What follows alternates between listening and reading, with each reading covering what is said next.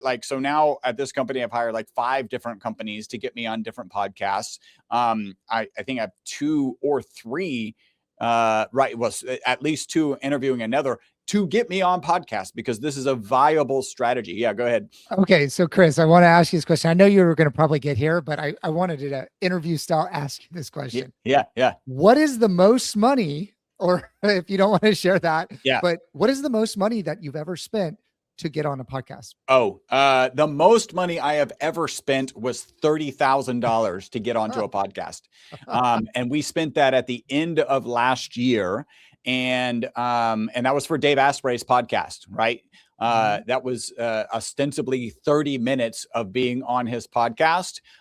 And I will share, it was well worth it. Like, Yeah. I like, if I could do that every whatever time period, I would continue to do that, because that was, here's what I joke, because I've been on like 140 different podcasts, and what I say is, if that podcast has audience, which they usually don't, right?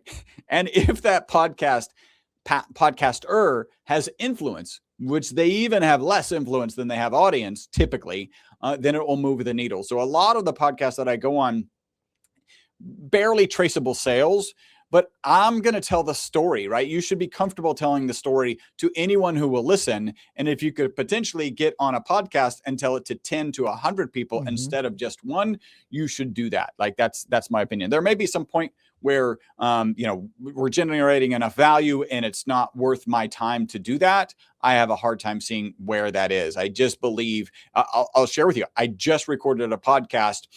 The guys in the vision space, we start talking about my product. He's like, oh, I've been looking for you, right? Like, for you related to my product. I sell a lot of this stuff, so I want to use you, right? Yeah. I didn't know that was going to happen, right? That's because I'm going, and by the way, a couple things. A previous interview I did, he asked that person, very big in the space. Her name's JJ Virgin. She's been on TV on all sorts of kind of physical training stuff. And she was like, oh yeah, that interview was a lot of fun. Right. So I'm building these relationships, and it's one of the things that I think is really valuable. Now, I will say, right, because before we started, you were saying I've got, like, my goal is like 3 interviews and then one of your kind of summaries.